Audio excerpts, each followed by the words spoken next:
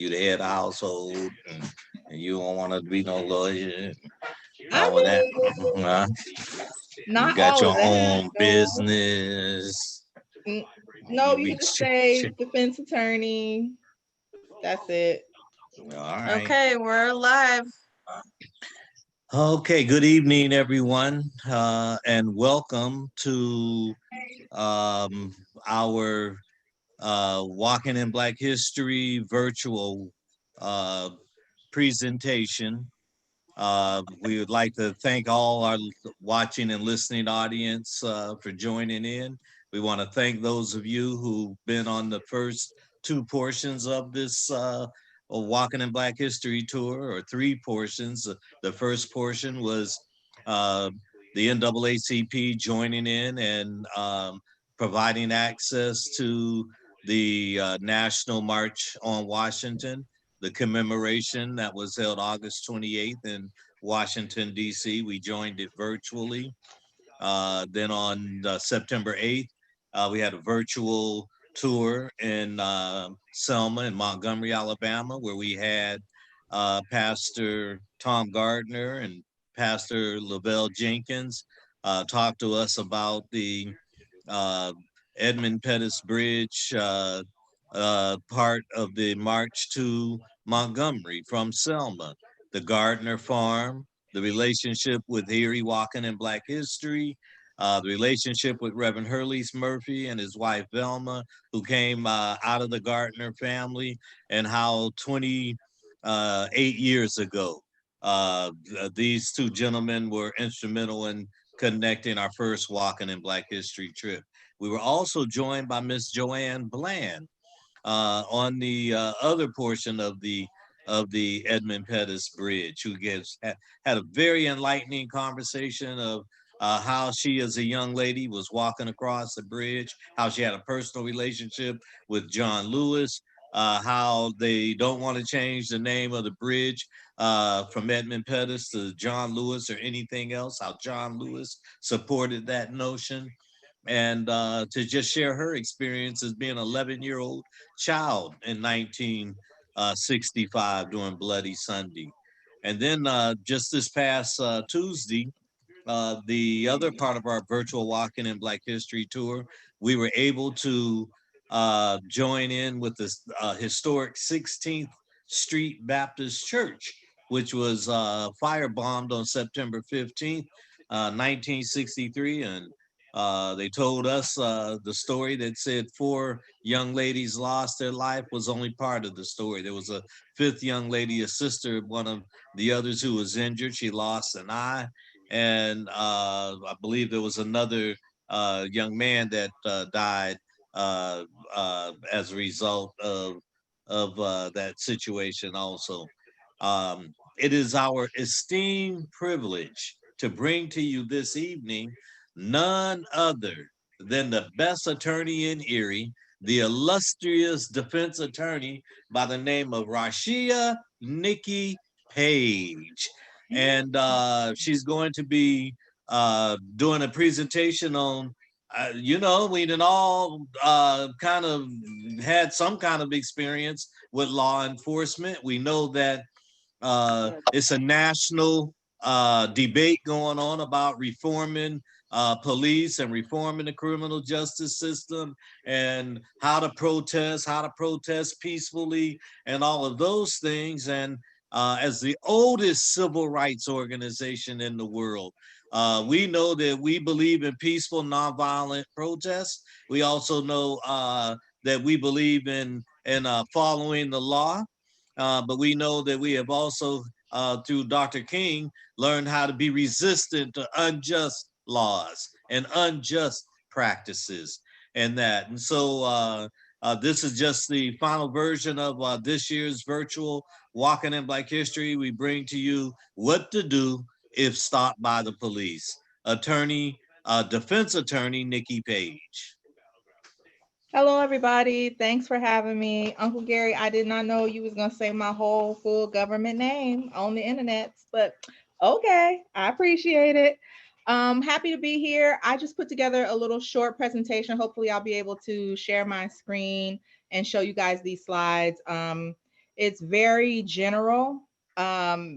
If you do find yourself in a situation, you should consult an actual attorney, because these are just very broad strokes, very general, simple information, but each case is different. And there are just so many different permutations of how each specific case can be different. And those differences, although they may seem small, can have a major or material difference from case to case. So I have to give a disclaimer. This is not legal advice to anyone. I am not anyone's attorney. You should consult an attorney should you find yourself in a situation. This is just very broad, general, basic information. So with that being said, I'm going to try to share my screen. Let me see.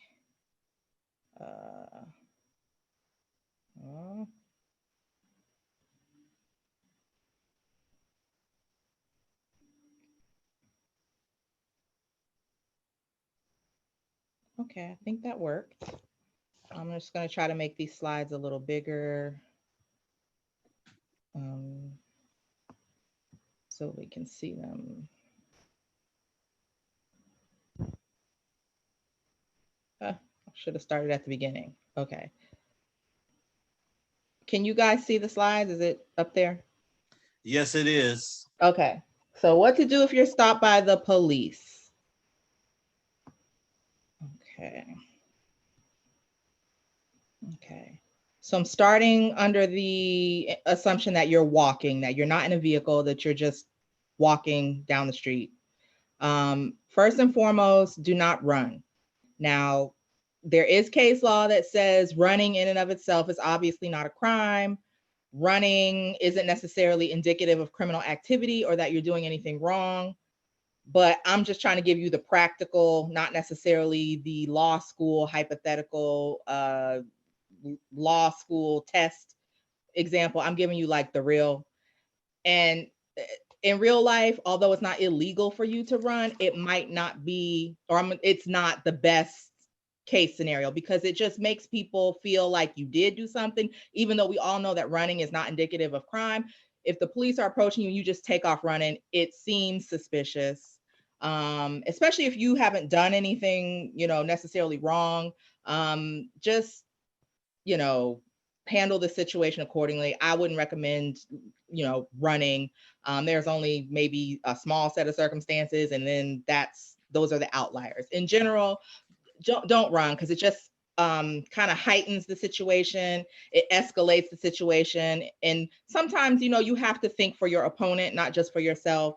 So in doing so and thinking for the police and knowing how police think, if you run, it just exacerbates the situation. It makes them feel more tense. It makes them feel more threatened. And we all know what can happen when a police officer feels threatened. So just, if at all possible, do not run. Stay calm. Do not panic. And I know that's asking for a lot given what's going on. I mean, it's obvious why a person would be panicked or be stressed out if they're approached by the police. But you running or getting visibly excited about it is not going to help. It's just going to make the police officer, take his stance up a notch. So just try to be calm. Don't run. Be polite and respectful. I know people can get over emotional in the situation, and especially with everything that's going on with the protests and fighting the power and everything. I'm all here for that. But again, I'm here to give you the practical application. Yes, you are allowed to shout at the police, to cuss the police out, to call them, X, Y, and Z, and shout out NWA, F the police. That is legal. It's not illegal to do. You can do it, but should you do it? Absolutely not. Absolutely not. It's not helpful to you. It's not helpful to your case. You're not really making any statements that are going to change the world. So just be respectful, just be polite. It never hurt anybody to just be pleasant and polite in a situation. Even if you feel like you should not have been stopped, even if you feel like this should not have happened to you, you are not going to win that argument on the street. You're going to lose. So just yes, sir, yes, officer, no, sir. Calm, no cussing, no yelling, no raising your voice, no I know my rights. Like, that's not helping. That, again, it just exacerbates the situation. It makes the officer be more on edge. And at the end of the day, in that situation, the officer is the one with the power. And people sometimes have complexes of some kind where they feel like you're disrespecting them and they hold a certain authority. And the more you're disrespectful, the more they feel the need to exert more and more and more authority. So just to, you know, overcome all of that, or not even have to encounter that, don't run, stay calm, be polite and respectful. Be prepared to present ID. If you're walking out on the street, it's not a law that you have to have ID on you, but just as a grown person in society, you should have some form of identification on you, just for your own, safety. Imagine you get into a car accident or something happens to you and you don't have ID on you, and it takes 3-4 weeks for you to be identified, god forbid, if something happened to you, or if whatever. When you're out in public, have identification on you, just for your own self.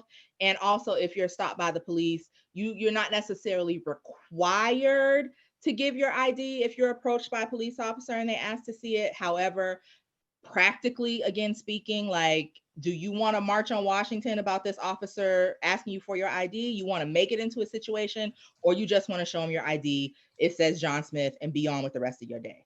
Or do you want to be on the street corner having a legal argument that's going to ratchet up into you getting a disorderly conduct when you could have just showed them your ID and been on your way? So you do not necessarily have to show your ID if it's just a citizen encounter on the street. However, I would say the best practice is just present your ID and be on your way. Because also, if you do not present your ID, there is a possibility that you will be detained so that you can be identified. So if the police walk up to you and ask you for your ID, and they're asking based on some sort of reasonable suspicion, or you fit the description of someone that's called 911 and said, okay, Black female with a black hoodie on with a white stripe and a pink stripe seen shoplifting at Walmart. If I'm walking down the street and I'm wearing this shirt and the police stop me, I might not necessarily know about that report, but they might just ask me for my ID. I could, fuss and fight and I ain't did nothing, and I know my rights and I ain't got to give. I could do all of that, or I could just show them my ID and go on with the rest of my day. If I refuse to show my ID, they could detain me, take me back to the station and fingerprint me to ID me. So at the end of the day, like, you're just going to have to deal with them longer. And the situation, which leaves more time for the situation to go left, when you could just show your ID and be on your way. So I would say just show them your ID. And also ask if you are free to leave, because this question triggers legally whether you are in custody or not. If you are free to leave, then that means you're not in custody, you can walk away. But if the officer asks you for your ID, or asks you, hey, have you seen someone break a window on the corner of such and such, any type of encounter with the police, if you say, am I free to leave? If the officer says no, then legally that triggers that you are in custody. If they say yes, you're free to leave, you can leave. So that's a very important question to ask. Am I free to leave? Okay. And again, if they say no, don't get all overly emotional. Don't start waving doing all of this with the hands and the talking. Just, okay, sir, that's it. Remain calm. All right, next slide. In this encounter, whether it happens on the street or in a vehicle, be paying attention. Most police officers have some sort of identification on them, whether it be a nameplate, a shield or badge number. If they pull up in a car, the car typically has like either a license plate number or a car number on it, if it's a marked vehicle. Pay attention to those things. Yes, you could ask the officer, what is your name? But if you can read, and the officer's close enough to you, you don't even technically need to ask him his name. You can read, it says Officer O'Donnell. You can see that. Take mental note of that. Officer O'Donnell, shield number 5523. If you can, take note of that. Badge number, shield number, car number. And then once the situation is over, try to write that information down as soon as possible so that it doesn't get lost, in the shuffle, because that information could be very helpful too. If it gets to the point where you have a case, that could be helpful to your defense attorney. And if it comes to a point where you would like to file some type of citizen's complaint, it's helpful to have distinguished what officer it is that you were interacting with. So remember as much as you can. If there were 2 or 3 officers there, if you can remember all 3 of their names, that would be helpful. So just be paying attention to your surroundings and being observant about what is happening while you're engaging with these officers. Now, the reason I say you could ask the officer his name, but sometimes when you ask the name, then again, that puts the officer on the defensive. Oh, wait, what? Why you want to know my name? And then that can kind of change the color of the situation. Where if you don't have to ask and you can just read it and keep it in your mind. It's the same information. And those things can be important, because if you do want to file a citizen's complaint and you say, oh, this happened to me on May 5th. It was an officer who was a white male and he was blonde. That's not really helpful, because if we have 20 officers, like it's going to take now 2, 3, 4 weeks, 3 months for me to figure out and pinpoint which officer was involved in this situation, when had you just known his name, I could get this investigation started a lot quicker. So just, if you can, I mean, I know there's a lot going on with police activity, but if you can, observe and take a mental note of these kind of details and write them down so you don't forget them. Okay, so I talked about this before, about kind of figuring out if you're in custody or if this is just like a brief detention. So police officers do have a right to stop and briefly detain a person if, based on their training and experience, and something else that often comes into play that is a legal term of art called the totality of the circumstances, there is reason to believe that an individual is engaging in or has engaged in criminal activity. So you're walking down the street, like the example I just gave. If I'm walking down the street and someone has called into 911 saying that I punched somebody in the face at the Walmart and they gave a description that kind of looks like me, the police have a right to approach me on the street and briefly detain me. That doesn't mean that I'm under arrest. It just means we just need to detain you for a minute to determine whether or not you need to be under arrest. So that brief detention isn't technically legally an arrest. It might be a seizure for that little bit of time, but it's not necessarily technically under arrest. And so these are things that you are not going to be able to kind of determine in the moment. These are things that the lawyers will discuss and figure out after the fact. So I would not advise you trying to watch 4 episodes of Law and Order and then think you're going to be a lawyer on the street arguing with a police officer about whether you are under arrest or whether they have probable cause or whether they have reasonable suspicion. You're not going to win that argument. You're just annoying the officer, which makes him, basically it pisses him off, and he's probably got an attitude already. And so it just makes the situation worse. Don't try to engage in arguments and like verbal battles with the police officer. Just don't, because you are going to lose. Okay, so just again, be polite. Try to follow the directions, as much as possible, within reason. And again, the police officers are allowed to take into consideration the totality of the circumstances. So you have to understand there may be things in the police officer's mind or information that the police officer is privy to that you are not unaware of. So you could be like, there ain't no reason for you to be stopping me. I ain't did nothing. I ain't da. But you don't know that the police officer got a tip from someone, or the police officer has a 911 call of a description that fits you, or someone at the other end of the block pointed this way and said, it's her. You might not know what's inside the police officer's mind. So you might not be privy to all of the totality of the circumstances. So it's just not wise to try to just like fight the officer based on what you think you know. Just be calm, be quiet, go with the flow until you can get your attorney involved to actually fight those battles for you, because you are not going to win a shouting match in the street with a police officer on no day of the week. So just don't do it. All right, next slide. Frisk and search. Again, do not resist a frisk or search. In your mind, you might be thinking, why you touching me? You ain't got no reason to be touching on my pockets. You don't have no you might be right. You could be absolutely right, but you are not going to win that argument in the street. So don't resist the frisk. don't resist the search, because you're not going to win the argument, and then you're probably going to get a resisting arrest charge, and they're going to tell the judge that you were belligerent and cussing and fussing and fighting, and it's just not a good look, just on a practical basis. So officers may conduct a pat down for their own safety or for the safety of others, if they have a reasonable suspicion that you might be armed with a weapon. And some of the things that often come up in determining whether or not whether or not there's reasonable suspicion that this person might have a weapon, is whether or not you've been making any what's called furtive movements. And those are just like weird, like movements, like you reaching towards your pocket, or if they pull a car over and you lean over as if you're hiding something under a seat or passing something to someone else. Those type of movements are called like furtive movements.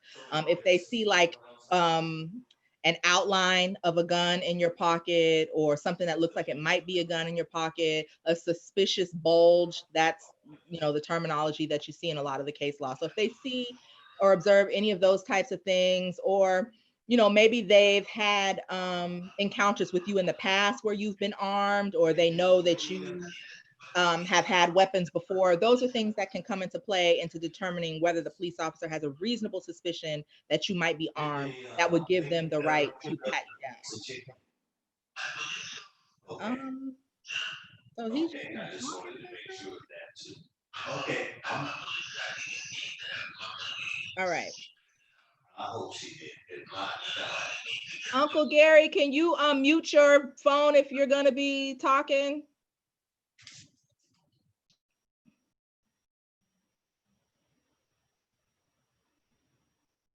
Can you mute? Because we can hear it's interfering. Okay. All right. Next slide. Okay, so if you're driving and you get the lights and the sirens behind you in your vehicle, pull over safely, pull over slowly to the side of the road. And just as a woman, if you're being pulled over by a vehicle that is not clearly marked as a police vehicle, if it's an unmarked vehicle, it's nighttime, and this car is pulling you over, it seems weird, suspicious, you don't feel safe, you can call 911 on your cell phone. Let them know that there is an unmarked vehicle behind you that is trying to pull you over, that you're alone in your vehicle, you don't feel safe, you're going to pull over to the nearest gas station. Okay. And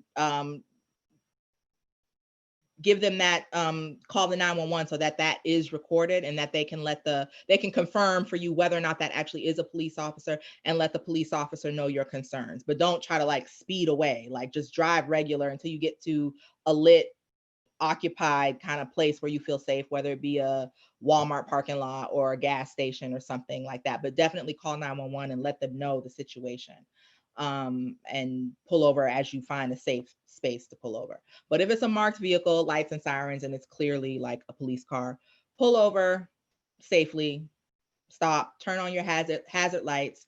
If it's nighttime and dark outside, just to kind of make the police officer feel a little more secure, a little more safe, if you have like a light, you know, above your head, above the driver, like where the flip down thing, the sun visor is or whatever, your center console, turn on the inside light of the car so that when the officer comes up, he can see, and he's not as afraid that there might be a weapon or a gun, because car stops are notoriously dangerous, obviously for civilians, but for police officers as well. So if you have an inside light inside the vehicle, it might be a good idea to turn on that light, just so that the officer feels more comfortable. Keep your hands on the wheel. Like I said, don't be making any furtive movements. Don't be looking like you're reaching for something, like you're passing something to somebody else, because in the mind of the officer, they're thinking weapon. They're thinking you're reaching to a gun, reaching for a gun, which we all know what could happen if he feels afraid. Okay, so just keep your hands on the wheel of the car. If you have passengers in your vehicle, they should act accordingly as well. You don't need no knuckleheads in the back shouting out nothing inappropriate, getting in the business, asking questions. Just everybody should chill out. The people in the back, the passengers, y'all be quiet, shut your mouth, and make sure your hands are visible as well. You don't be reaching back and forth between one another, passing anything. You might want to put your hands, if you're a rear passenger, put your hands on the headrest of the seat in front of you. Make sure your hands are visible when the officer approaches the vehicle for your own safety and for his or hers. When asked to provide your license, go ahead and do that. If your license is somewhere like you don't feel comfortable reaching for it because of everything that's going on, they could tell you to reach for your license and then shoot you when you reach. So if you have to reach for your license in your wallet or in your glove compartment, you can let the officer know, officer, my wallet is in my front pocket. You can reach for it and grab it yourself if you'd like to. My wallet is in my glove compartment. Am I permitted at this time to reach to get my wallet? Or you want to get it yourself? Like, those are your options, but you don't want to be making any like fast like movements with your hands, because it's going to make the officer uncomfortable. It might make him fearful or scared, whether it's reasonable or not. At this point, I don't really know. The goal is just for you to be safe. So if you taking the extra precaution of just letting the officer know my wallet is in my pocket, or it's in, the side door pocket or something, just communicate. Don't just make any fast movements. Communicate to the officer what you're doing, what you're reaching for before you start reaching, just for your own safety.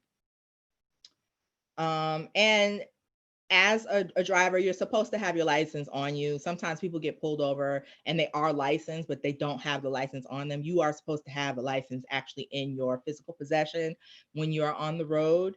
And I'm gonna just add this in here. If you don't have a license, could you please stop driving? If your license is suspended, could you please stop driving and getting pulled over every 30 days because you keep driving without a license? And every police officer in Erie County knows you don't have a license. So every time they see you, they're stopping you. Can you please stop driving if you do not have a valid license to drive? And if you've had a situation where your license is suspended and they say, okay, you're suspended for 60 days, don't just assume because 60 days have passed that your license is now reinstated. That may not be the case. There may be fines, fees, reinstatement fees to DMV that you have to pay before your license is officially reinstated. So don't just assume, oh, it's been 60 days, I can keep driving, because now you get pulled over, your license is still suspended because you haven't paid the reinstatement fee or whatever fee that's outstanding, and now you got another driving while unlicensed. So if you do get one of those, go to the DMV, get like some paperwork, get a printout showing that you paid your fines, pay your reinstatement fee, get something in writing to indicate that your privileges to drive in the state of Pennsylvania have been reinstated before you just get back on the road. And if your license is suspended, please expect to get pulled over every single solitary time they see you driving. Okay, moving on.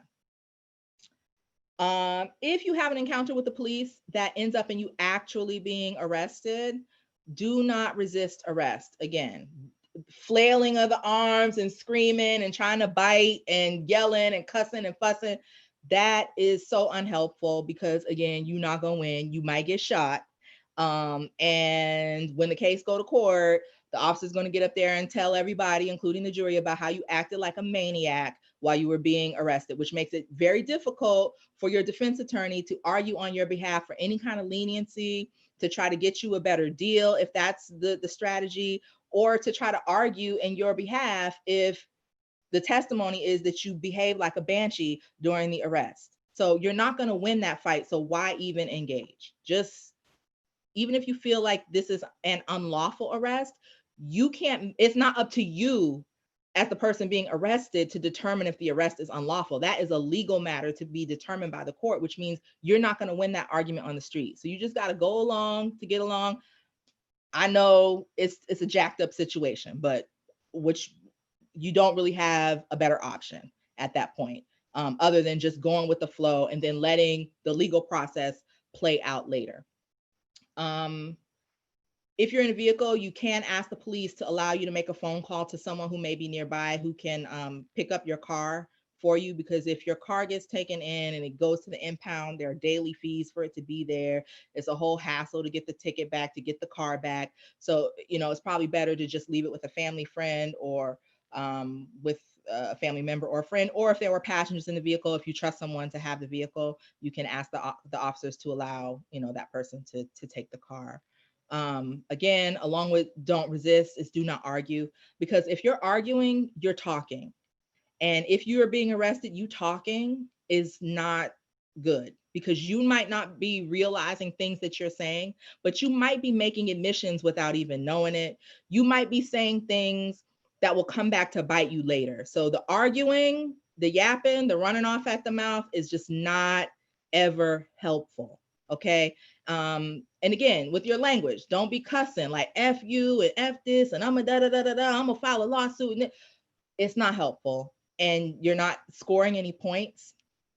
Just follow the directions and please just shut up. And I know that's not a nice thing to say, but I got to give it to you how you going to receive it, how you going to get it. Shut up. Just do what they tell you to do. Put your hands behind your back and get in the car and let your attorney deal with it later, because you are going to lose whatever fight you think you're trying to have on the side of the road. And nobody wants a headache. Like, you cussing, fussing, fighting, spitting, that's just pissing the officer off. He's probably already had a long day. He don't want to deal with this. And it just makes it more difficult. I've actually seen people, because they just were respectful and yes sir, no sir, and went along with the flow, when time came for them to be sentenced, or when it was time for an offer to be made, where the judge says, well, what was he like when you arrested him? Did he give you any problems? And the officer's like, no, judge, he was polite. He didn't give me any problems. He had this, he had that. When I asked for this, he gave it to me. I didn't have a problem with him at all. And judges be like, okay, in light of that, I'll accept this summary instead of a misdemeanor, or I'll give him a fine instead of the 30 days, or, your behavior and how you comport yourself and how you behave. It definitely can hurt you if you do it the wrong way, but I've actually seen on several occasions where it helps you later down the line when you behave accordingly. So I'm going to go to the next slide.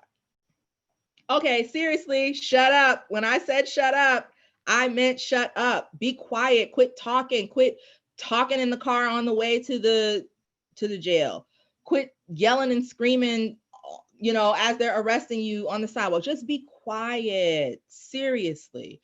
So many cases where the police don't even really know what happened. They don't really have much evidence, but you talked yourself into a whole case. You talked yourself into every single element of the crime charge because you just kept talking. Be quiet. Shut your mouth.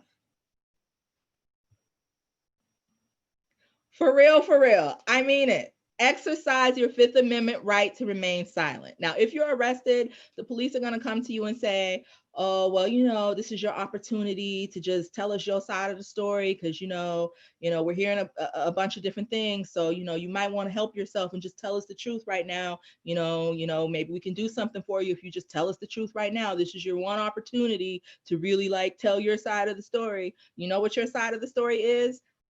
I'm not saying anything without my lawyer. That's the only story you got to tell. That's it. That's all. Roll the credits. That's game. Okay. Any story about what happened or who said what or what you saw, you can say that with your attorney there. You don't have to say that without your attorney. So I am not advising anyone to give video statements to the police without your attorney. That is your constitutional right. It's one of the few constitutional rights that hasn't been chipped away. You have an absolute right to remain silent. Nobody can make you talk. Nobody can make you say anything. So when they come to you with do you want to tell us your side of the story? You ain't got no stories to tell. You need to talk to your attorney before you say anything to anybody. It's frustrating and it makes me so angry, the amount of people who come to my office and their case would be dismissed, but for the fact that they wanted to tell their side of the story. And now their side of the story is, I've been sitting in this county jail for 6 months because I couldn't shut my mouth. I don't know because I ain't never been arrested, but I imagine that it's a scary situation. I imagine that all kind of things are going through your head and you feel pressured and you don't know what to do and you just want to get out of there and you think, oh, if I just cooperate with them and tell them what they want to know, maybe they'll be nice to me. Nah, boo. That's not, you tell them what they want to know and they're going to add 5 more charges. you're going to have to just sweat it out. You're going to have to wait it out. You're going to have to thug it out until you can see your attorney, until you can get a strategy together. Now I know nobody wants to like talk to the police, but I'm here to give you the real. There may be times when it is in your benefit to talk to the police, but that's something that you would be negotiating with your attorney. You do not just go in there and get on videotape and just start talking. It's not, I haven't really seen it be helpful to anyone, but I have seen on several occasions it gets somebody extra charges, or it gets them the conviction when they would not have had the evidence had you just exercised your Fifth Amendment right to shut up. All right. I think anybody got questions on that one? I think that one should be abundantly clear. Let me see. I want to go back and just tell you one more thing about that, about your Fifth Amendment right. Or maybe I have, you know what? I think I have a slide about it coming up later. So, oh wait, where am I going? Okay. I think I was going to talk about Miranda rights, but I think I have a slide coming up later, so I'll talk about it then. Okay, so car search. In Pennsylvania, an officer can search your vehicle without a warrant as long as he has probable cause. And that probable cause is that there's evidence in the vehicle or that there's contraband of some kind located in the vehicle in a space where they want to search. So if they're searching for an actual person, they have to be searching somewhere where a person would fit. Like a person's not going to fit in your glove compartment, so that wouldn't really be a good search. But like if they're searching for a gun or for drugs, that could fit in your glove compartment, that could fit in your trunk, whatever. So what you really need to know is that currently in Pennsylvania, the odor of marijuana in the vehicle is probable cause to search the vehicle. So that might be changing. There's some movement in the law, but it hasn't been definitive yet. So as of right now in Erie County, the smell of marijuana is probable cause to search your vehicle. So I don't know why people continue to do this, but on a daily basis, I see people who insist upon driving while their license is suspended. So I already told you, they know your license is suspended and they're going to pull you over every single time they see you behind the wheel of a car. So you're driving with no license and there's smoke all up and through the car. Or when they come up to you to give you the ticket for driving while unlicensed, you smell like a dispensary inside your car. So now I get to search your vehicle. And so now when I search your vehicle, what do I find in your vehicle? I find heroin in your vehicle. I find a gun in your vehicle. I find methamphetamines in your vehicle. When all you had to do is either not drive when you don't have a license, or if you, for whatever reason, want to risk it all and drive without a license, why you got to have marijuana in the car too? Why do you have to smoke marijuana in your car? Why do you have to be passing the blunt in the car while you're driving without a license? It's just, again, frustrating because it's kind of like you're waving a flag saying, come arrest me, please, I want to be arrested. No marijuana in the car, because any smell of the odor of marijuana, whether it's fresh marijuana that hasn't been smoked or the odor of marijuana that has been smoked, they're going to search your vehicle and they find more marijuana in the vehicle or guns in the vehicle or whatever. It's just a problem. And you chilling with the homies getting in the car smelling like a dispensary, you can't ride with me. Sorry. You're going to have to catch the bus or get you an Uber. You cannot get in my car smelling like that. Why? Because I like my Fourth Amendment rights. I like my right to privacy. I don't want to invite the police to search in my vehicle. And I ain't even got a vehicle. But if I did, I don't want the police just to have a right to search it. So be considerate of getting in other people's car when you smell like you just had a session. Be smart about welcoming people into your car when they have just been smoking. Be smart about you driving a third party's car. Let's say you borrow your cousin's car and your cousin is a smoker. And so your cousin's car smells like marijuana. Your cousin's car is going to get pulled over with you behind the wheel. And whatever else your cousin got in the car, they're going to say is yours. So I wouldn't advise smoking marijuana in the car or having people in your car that smell like marijuana, just because it just ends up being a ball that gets rolling. So if they pull you over 9 times out of 10, whether they smell marijuana or not, they're going to say that they did so they can search your car. So another thing would be just don't be riding dirty. Don't keep the gun in the car if you don't have a license for a gun. If you already have that conviction and you are a person not to possess a firearm in the state of Pennsylvania, why you got a firearm in your car? Just don't do it. Just be smart.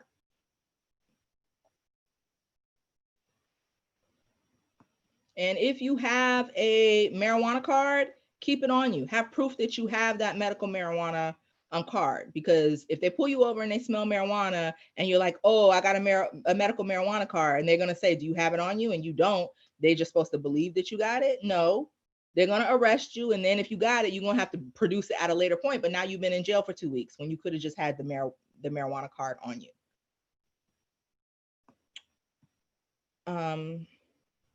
Did I? Okay. Yeah, I think I just went over that. And final slide. I think this is my final slide. Filming and recording. So you are allowed to film or record police officers in public. Like, you can't go into private property and film them. But if it's on the street, in the park, public space, you can record them on your cell phone or whatever. But you cannot interfere with their governmental operation of whatever they're doing. So what that means is you can't like get all up close, try to put the camera like this in somebody's face. Or if they're on the ground struggling, trying to arrest somebody, you can't be like all up on top of them. They're going to scream, get back, get back. So just stand at a safe distance and record. You got a zoom function on your phone. So just stand at a safe distance, zoom in if you need to, and record, and try not to be in the way, because then you're going to end up getting a obstructing government administration charge for like interfering. So if they tell you to back up, again, don't argue with them. You're not going to win. Just take 2-3 steps back and keep filming. You ain't got to even say nothing. Just back up, keep filming. And that's another thing with the videos. The videos are helpful,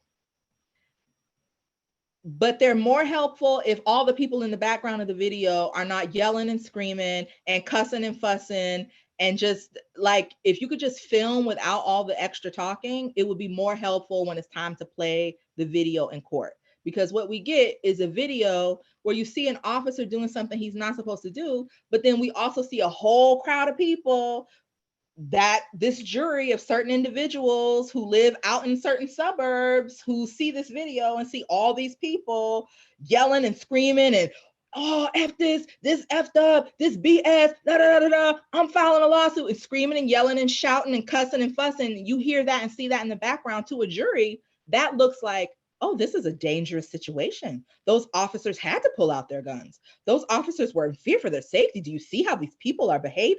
That's what it looks like to a jury when we have the videotape that shows the officer doing wrong, but also shows the crowd acting like a bunch of just like emotional, over emotional, gesticulating, hands flying everywhere, curse words flying everywhere, weed smoke blowing through the camera. It's just not the best look. I mean, it's still, we can use it, but it would be better if people were just like calm and we could just focus on what the officer is doing. When you have all that extra in the background, it distracts from what the officer did, and it gives a jury a way out. It gives them a reason to say, oh, the officer had to do that. Do you see what he was dealing with? Do you see this crowd? Do you see how they're behaving? Can you hear them? I'm scared and I'm just watching it. They actually had to live that, and they live that every day. Of course they're scared. That's what it looks like to a jury. So if you're filming, just film and be quiet. I don't need to hear you from behind the camera screaming and shouting and fussing and cussing, and you and your 10 cousins saying what y'all gonna do, and if you didn't have that gun, what we would do. I don't need that. That's not helpful. Just film, and again, be quiet. Just don't say anything. Let the tape, which is the best evidence, speak for itself. I thought I had a slide about the Miranda rights, but I guess I didn't. But what I wanted to say about that, along with like, if you get arrested, just shut up, is people watch TV and they watch Law and Order and they think, oh, the police have to read me my rights. So you can't use what I said because you didn't read me my rights. You didn't read me my rights when I said that. This is what you have to understand. Miranda warnings, the whole, you have a right to remain silent. Anything you say can and will be used against you in a court of law. If you can't find an attorney, one will be, all of that. That only has to be told to you prior to a custodial interrogation. So those are two elements. You have to be in custody and you have to be being interrogated. So we talked earlier that just because you've been stopped doesn't necessarily mean that you are in custody.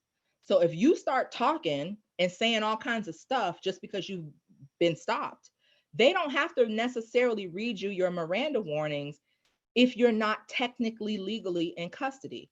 Also, if they're not interrogating you, meaning if they have not asked you a question or a series of questions that are designed to elicit an incriminating response, and you just decide to just start talking, like I didn't ask you anything, but you just start talking and volunteering information, I don't have to give you Miranda warnings. I can use every single thing that you said against you because you just started offering voluntary information without me questioning you. And so it has to be a question that's designed to elicit an incriminating response. So if I'm arrested and I'm riding to the police station in the car and the police say to me, are you cold? Because it's wintertime. And I say, yeah, I'm cold. And another thing, such and such and such and such and such and such and such. Everything that, even though they didn't Mirandize me, because I just started offering information after a question that wasn't really like an interrogation question, it was just kind of like a regular everyday question, they can use all of that against me. So don't think that Miranda warnings are always required in every situation. It's only for a custodial interrogation. So you might not be in the headspace, or you might not be qualified to determine whether or not you're actually in custody, or whether or not this question is designed to elicit an incriminating response. Is this an interrogation, or is this just me saying, how are you today? You might not be qualified to determine that. So the best bet, again, is just to not be talking. Don't be making statements. Don't be just yelling and screaming and hollering. Don't, just be quiet and just be calm and let the process work. If you do at some point need to speak to the police, you could do that with your attorney, but you should definitely be consulting with an attorney before you start talking to the police. That was about all I had to say. I don't know if people had oh, and another thing, parents who have juveniles who get arrested, quit going in that video room making statements without an attorney. Why? It makes absolutely no sense. You do not have to make a statement. And I know they try to make you feel like if you talk to us, we gonna go easy. If you talk to us, then you be helping yourself. Again, in my experience, that's game. Okay. No, if you talk to them, they're just gonna use what you say to build a case against you. Okay. They're not, and the police are allowed to lie to you. They're allowed to basically do mental, psychological warfare on you. You do not talk to the police. You do not make statements, video statements, without consulting an attorney. That is your constitutional right. There's nothing shady or underhanded about that. That is your right. It's one of the few that you still have. So parents, I don't know if y'all didn't watch, Central Park 5. Quit taking juveniles into that room and sitting there and letting your babies talk themselves into criminal cases with the videotape on. No. Say you want your attorney. Children, juveniles out there, you get arrested, you have the same rights. You have a right to remain silent. They shouldn't be talking to you without your parents anyways. But I've seen the videos where the parents walk in the room with the kids and sit there while the child makes a statement that gets him an armed robbery charge. Why are we doing this? Stop it. Stop making statements without consulting an attorney. Period. All right, I'm done now.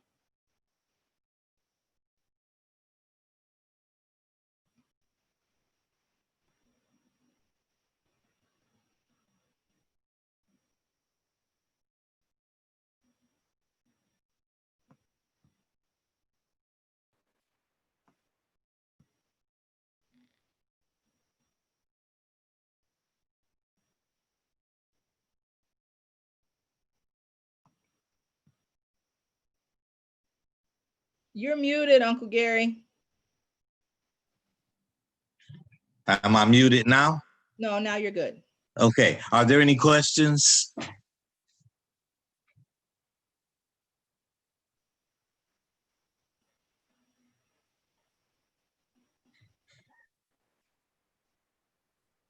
No?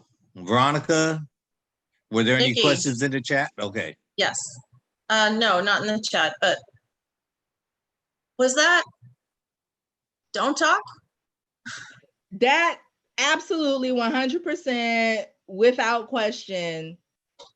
No, you're not like I mean, okay, there's always an exception to every rule, you know, but like that's like infinitesimal of when it's in your interest to speak to an attorney, I mean to speak to the police without counsel. It just I can't really think on the top of my head in 16 years of practice of a time when that really helped anybody. Did you did you talk about if the police come to your house? Oh, I did not talk if the police come. If the police come to your house and they do not have a warrant, do not let them in your house. I'm gonna put that up there. That's like a 1-2 punch. Shut up and do not let the police in your house. Okay. You don't even have to open the door. Okay. I would not even open the door really, because a lot of times you kind of crack the door open a little bit and then they somehow just swoop on in and say that you let them in because you opened the door. You could talk to me through the peephole. So and so ain't here. If you got a warrant, slide it through the bottom, put it in the mailbox, something. But if you ain't got a warrant, you will not be crossing my threshold.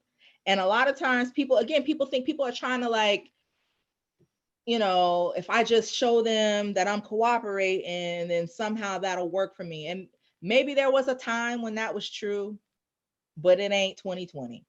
So if it were me, if you do not have a warrant, you are not stepping across the threshold of my home.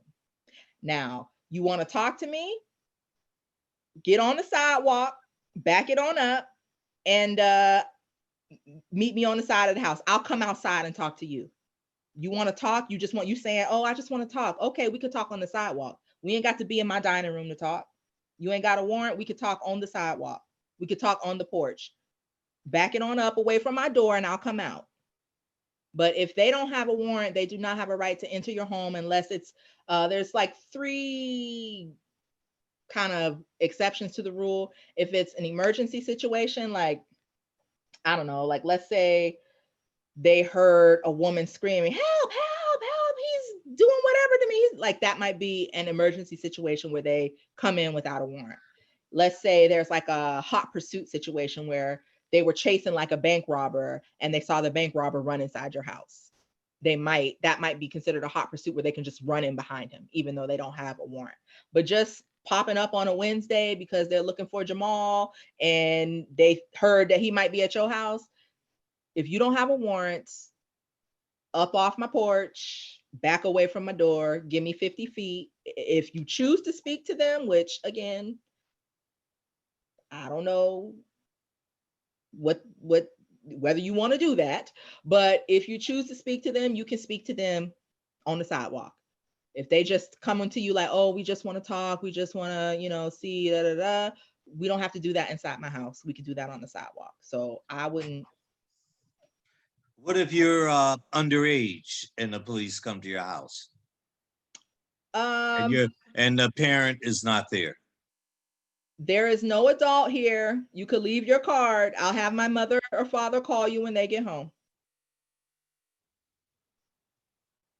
I wouldn't open the door. You can leave your card in the mailbox. They have cards, the police officers, detectives. There's no adult here. I've been instructed by my parents to not open my door for anyone. And my mother will be home soon and I will instruct her to call you. But I'm not opening this door. Is that another case when you can call 911 and tell them that the police are at your door and you've been instructed and afraid or whatever, and that, so you have to constantly think. You have to constantly think, and you have to kind of, I know it takes a lot to, it's probably easier for me because I am a lawyer to be more confident in these decisions, but you have to try to, you know, even for adults, a lot of times they fall under the pressure of the, like, you know, educated, like knowledgeable, informed adults crack under the pressure of police. So I can only imagine for a child how that is, but you have to, you know, again, that's the whole point, is to know your rights, to know that you have, definitely as a minor, you do not have to speak to the police ever without they shouldn't even be trying to talk to you actually without your parents. So, and again, for adults, if you have a child that is involved in some type of investigation, you have to really be guarding that child's rights. You have to be speaking for that child. You have to know what your rights are. You do not have to speak to the police. You never have to speak to the police. And you should not be speaking to the police without your own representation there. You're just at a disadvantage. Like, the police are the police. Like, they have lawyers. A lot of them they've in training, they take legal classes, they take training in how to get people to say things. You can't like, you're not on an equal level. So why even play that game? Are there any other questions? I do want to, let's a hypothetical. Okay. You do everything correct. And at the end of the day, you feel like the police violated your rights, used excessive force or whatever in that. And you start taking steps to voice that.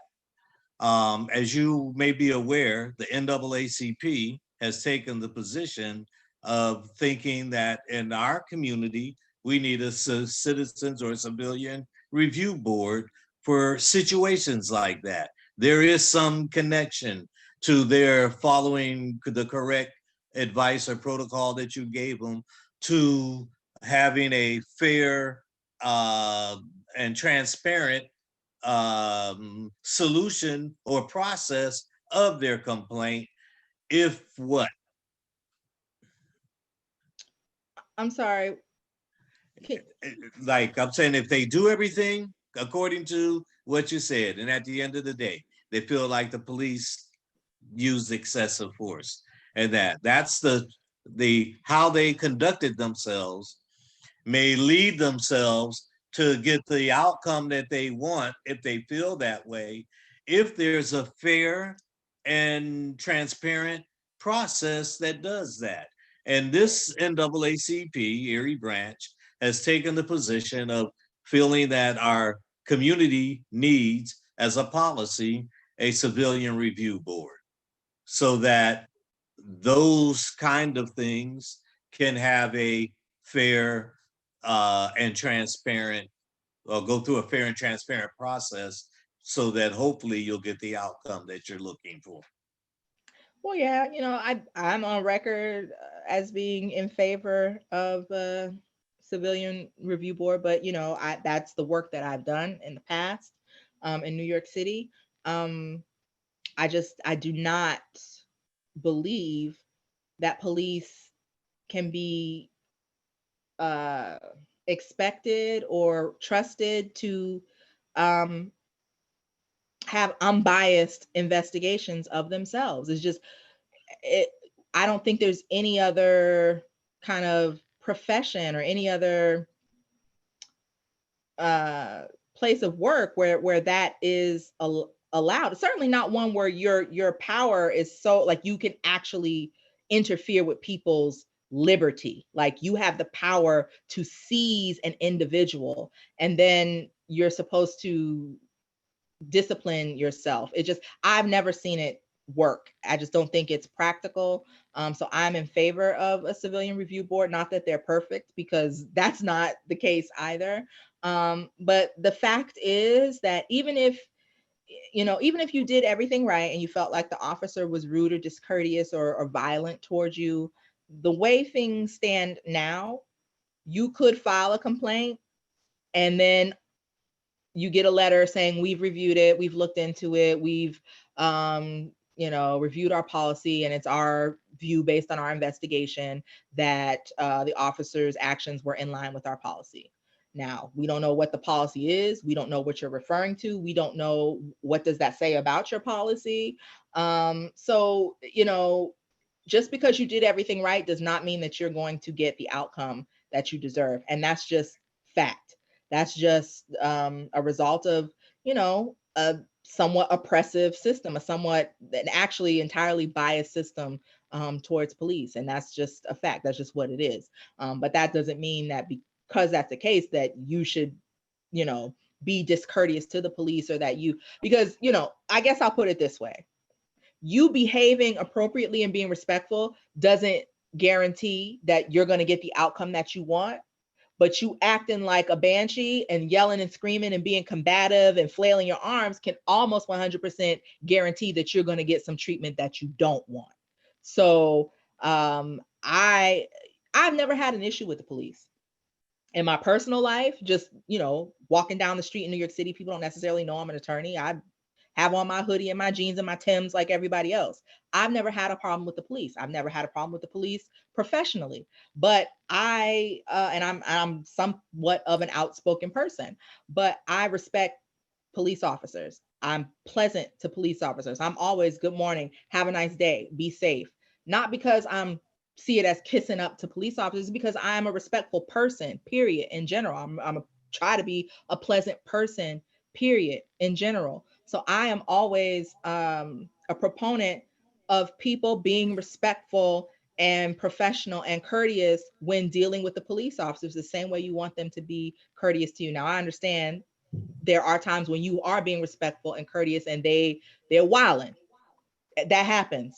And that's a fact. And I know that's true. And that is unfortunate. But you wilding back ain't gonna help. That's all I'm saying. So the city has agreed to implement body cameras. What can you say about that? I think it's a step in the right direction. I think body cameras, again, cameras help. Cameras, like I said, it's the best evidence. A camera doesn't necessarily have a bias. A camera doesn't know any of the witnesses. A camera doesn't work for the police chief. A camera is just a camera. So it's going to show, okay, you hit this person 7 times and that person was just standing there not doing nothing. Is what it is. Make of it what you will. Okay. So body cameras are great, but you have to, I think, have a transparent policy that the public is aware of in how we're using the body camera. Like, does the police officer get to determine in his own discretion when he wants to hit the button, boop, boop, and turn off the camera? Is it up to him to decide whether he turns it on or turns it off? Or is it just a running stream that's open? You know, what's going to be done with the footage? Like, what is going to be the policy as far as releasing the footage that the camera documents? Is that going to be a transparent process where the media, where defense attorneys, where civil attorneys will have access to the footage of the body camera? And by access, I don't mean 3 years later after the incident happened and it's died down. I mean, like, in a reasonable amount of time. Can we see the footage? Or are you just going to get up there and have a press conference about, oh, we're reviewing the footage, but, you know, we can't release it right now because it's still under investigation, and then wait 3 years to release the footage? You know, so body cameras are good, but you actually have to have the policies in place and the transparency in place to make them effective. Otherwise, you just have all this equipment that you bought to make people shut up, to make people be quiet, to make it look like you're doing something, but really your policies are just more of the same. So I would be interested in knowing more about what is going to be the actual policy of the Erie Police Department with regard to those body cameras. Specifically, who's determining when they're on, who's determining when they're off, and who can have access to the footage and when. So you can assume that, again, back to your earlier point about when to do this, the body camera also will pick up that side of an encounter that you have with the police, all the things that you've said or done yourself. Yeah, and body cameras, again, I've seen many cases where the body camera, again, exonerates the police officer, because you came in and you filed a complaint and you said this police officer like slammed you down and pinned your arm behind your back, but you failed to mention that you swung off on this police officer or you spit at this police officer prior to him taking that action. So when the officer has on the police, the body camera, that body camera shows, okay, yeah, he did throw you to the ground and pin your arm behind your back, but you spit on this man. Like, I'm surprised all he did was slam you down and put your arm behind your back, to be honest.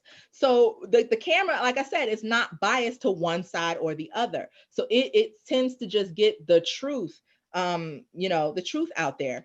And it can be helpful for police who often sometimes feel like they're put upon and people don't understand their side of the story. Well, the body camera helps. The body camera is going to tell your side of the story. The body camera is going to show this person flailing and swinging and cussing and fussing. So that's on the public to be aware. Okay, this body camera is on, but it's recording me the same way it's recording him. So what is my behavior? How am I comporting myself in this video? Okay, well, that as the president of the organization, that's the last question I have. And if there aren't any other questions from anyone in the audience out there, anybody got a question in the chat room, or any of our other listeners have a question? Unmute yourself. I see a hand raised. You want to unmute yourself, or are you unmuted? Let me hear your voice. Can't hear you.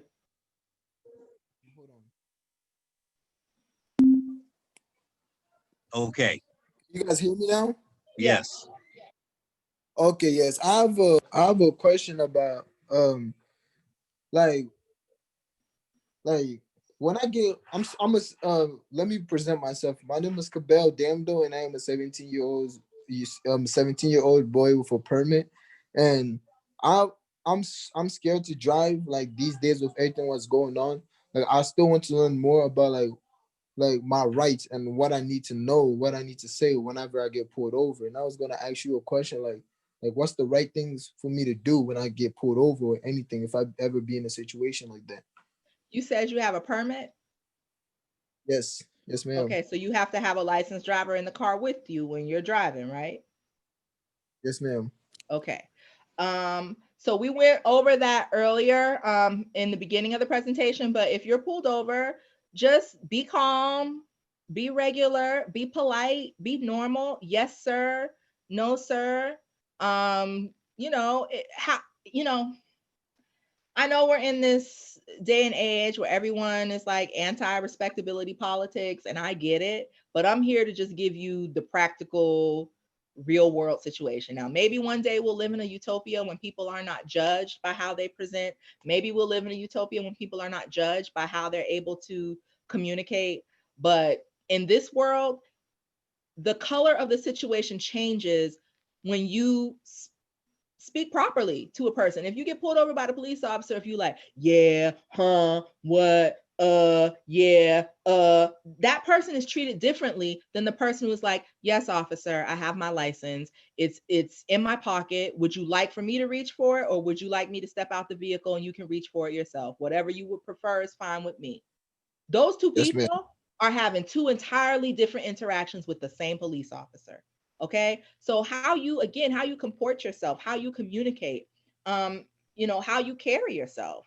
Do you look like you're about to be a problem, or do you look like, okay, I feel from the police officer's perspective, my temperature has gone down, my blood pressure is down. He's speaking to me like a regular, normal person who's not under the influence of any, substance. He's speaking to me just like man to man. He's cool. I can calm down.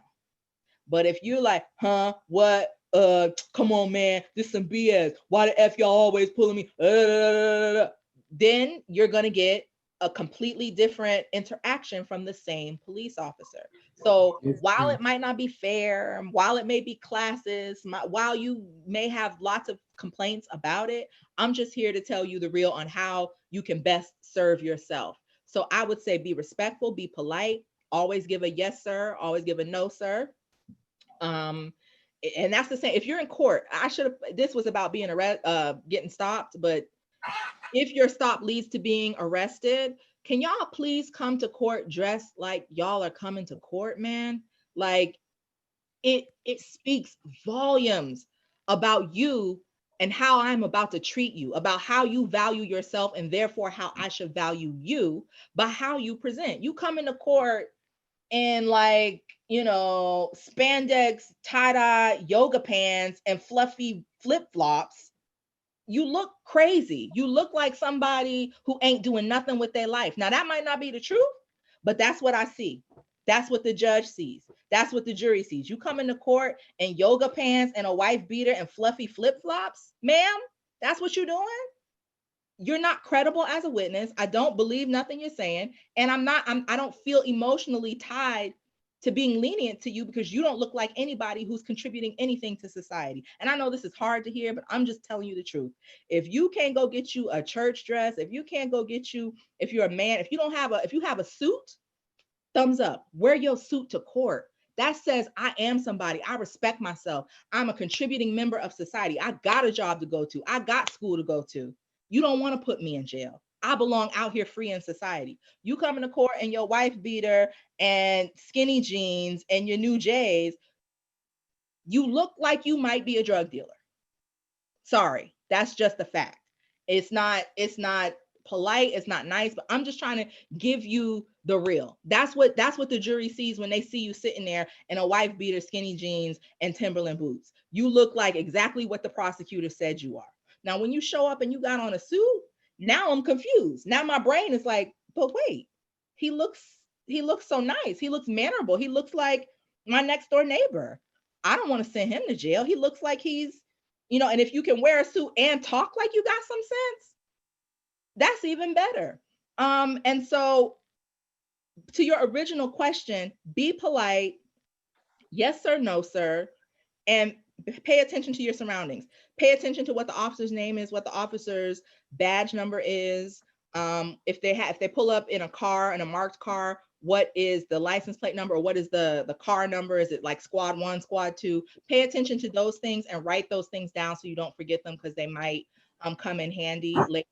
And for those of you who are coming to court, if you don't have a full-on suit, if you could at least get like some khaki pants and a polo top, some khaki pants, a pair of slacks, and a button-down shirt, something other than skinny jeans and a t-shirt, please. I can't, it really makes it. I've had judges tell my clients who came in a suit, I'm so happy that you wore a suit today, young man. I can't tell you, it speaks volumes about you and your potential going forward. I could give you up to 30 days in jail, but I'm gonna give you a $150 fine. If I could give you less by statute, I give you less, but by statute, I have to at least give you the $150. I appreciate you showing that you respect the process by coming here dressed appropriately. It makes such a difference when you come to court dressed appropriately. It makes a difference. So I would advise you to get you a suit. If you plan on driving without your license every 30 days and you're gonna have to come to court, you could invest in a suit. That's all I'm saying. Okay, thank you very much, ma'am. I appreciate it. You're welcome. Yes. All right. Well, audience, again, on behalf of the local branch of the National Association for the Advancement of Colored People, the NAACP, we want to thank you for being a part of our Walking in Black History virtual tour. Again, this is the final version, and we'd like to thank our member, defense attorney, Rashia Nikki Page, for her powerful and pleasant and creative and strategic presentation. And on behalf of the organization, we thank all of you who chimed in. Any questions that anyone had, thank you and God bless you. Please attend local NAACP meetings 4th Thursday of each month. Give us a call. Peace out. Bye. Bye. You.